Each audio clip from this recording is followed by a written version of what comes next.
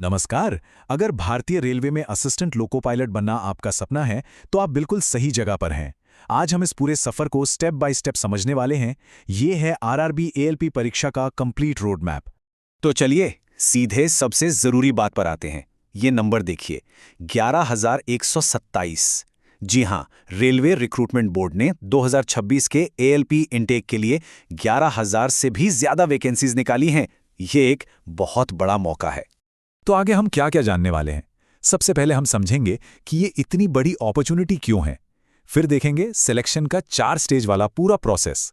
उसके बाद 6 महीने का एक सॉलिड प्रिपरेशन प्लान बनाएंगे, सबसे जरूरी सब्जेक्ट्स पर फोकस करेंगे और आखिर में एक लोको पायलट वाली माइंडसेट के बारे में बात करेंगे। तो चलिए सबसे पहले ये समझते हैं कि आखिर ये मौका खासकर टेक्निकल बैकग्राउंड वालों के लिए इतना खास क्यों है।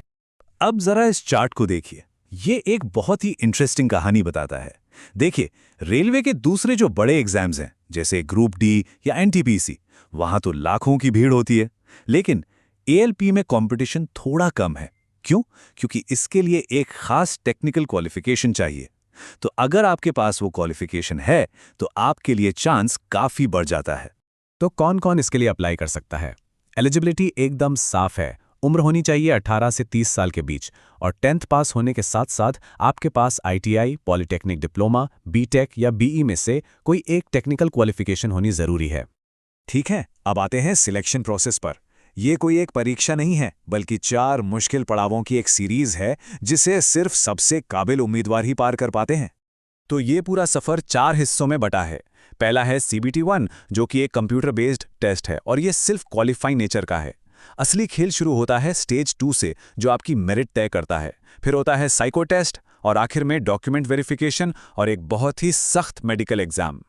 तो फिर सबसे बड़ा सवाल ये है कि फोकस कहाँ करना है, सारी मेहनत कहाँ लगानी है। देखिए, आपका जो फाइनल सिलेक्शन है ना, वो 70% CBT-2 के स्कोर पर और बाकी का 30% CBAT यानी साइको टेस्ट के स्कोर पर टिका है। मतलब साफ है, CBT-2 ही असली गेम चेंजर है। और हाँ, मेडिकल फिटनेस, ये इस जॉब का एक नॉन नेगोशिएबल हिस्सा है। इसके लिए A1 मेडिकल स्टैंडर्ड चाहिए, जो रेलवे का सबसे हाईएस्ट स्टैंडर्ड है। इसका सीधा मतलब है कि आंखों की रोशनी परफेक्ट होनी चाहिए। चश्मा अलाउड नहीं है, क्योंकि हजारों लोगों की सुरक्षा का जिम्मा आपकी नजरों पर होता है। चलिए, अब जब हम एग्जाम के सारे स्टेज पता चल गए हैं, तो एक ऐसा 6 महीने का एक्शन प्लान बनाते हैं जो आपको कामयाबी दिला सके। देखिए, एक अच्छी तैयारी के लिए 6 महीने की स्ट्रैटेजी बहुत जरूरी है। पहले 2 महीने में सिर्फ अपने बेसिक्स पर काम कीजिए। मैथ्स, रीजनिंग और साइंस के फंडामेंटल्स को मजबूत बनाइए। अगले 3 महीनों में पूरा सिलेबस खत्म कीजिए और खासतौर पर बेसिक साइंस एंड इंजीनियरिंग को अच्छे से समझिए। और आखिरी महीना वो सिर्फ और सिर्फ मॉक टेस्ट, रिवीजन और प्रैक्टिस के लिए है। और एक बात हमेशा याद रखिएगा, सबसे बड़ी गलती है इंतजार करना। रेलवे एग्जाम डेट अनाउंस करने और पेपर के बीच मुश्किल से 20-25 दिन का वक्त देता है। इसलिए तैयारी का सही समय कल नहीं, आज है, अभी है। अब बात करते हैं सिलेबस के उस हिस्से की जो सच में आपको हजारों लोगों से आगे निकाल सकता है, जो सिलेक्शन में डिसाइडिंग फैक्टर होता है। CBT-1 और CBT-2 में एक बहुत बड़ा फर्क है। CBT-2 में जनरल अवेयरनेस हट जाता है और उसकी जगह एक बहुत बड़ा और बहुत ज़रूरी सेक्शन जुड़ता है, बेसिक साइंस एंड इंजीनियरिंग। यही वो सेक्शन है जो मेरिट बनाता भी है और बिगाड़ता भी है। और ये नंबर्स देखिए, आपको सारी कहानी समझ आ जाएगी। अकेले बेसिक साइंस एंड इंजीनियरिंग से 50 सवाल आते हैं, मतलब आपकी मेरिट का 50% हिस्सा। बाकी मैथ्स और रीजनिंग से 25-25 सवाल। तो ये बिल्कुल साफ है कि सबसे ज्यादा ध्यान कहाँ देना है। इसी basic science and engineering section के अंदर एक टॉपिक ऐसा है जो ज्यादातर स्टूडेंट्स के लिए सबसे बड़ा सिरदर्द बन जाता है, खासकर जब वो सेल्फ स्टडी कर रहे होते हैं। देखिए, इंजीनियरिंग ड्राइंग के कुछ टॉपिक्स हैं, जैसे प्रोजेक्शंस, व्यूज, ड्राइंग इंस्ट्रूमेंट्स। ये ऐसे हैं ना कि इन्हें खुद से पढ़ने में बहुत टाइम लग सकता है। किताबों से समझना कई बार काफ़ी मुश्किल हो जाता है।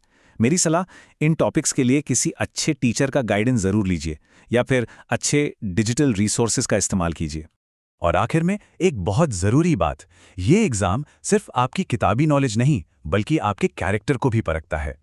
ये एग्ज़ाम इतना मुश्किल क्यों बनाया गया है? क्योंकि ये नौकरी उतनी ही जिम्मेदारी वाली है। एक लोको पायलट को फिजिकली और मेंटली बहुत मजबूत होना पड़ता है।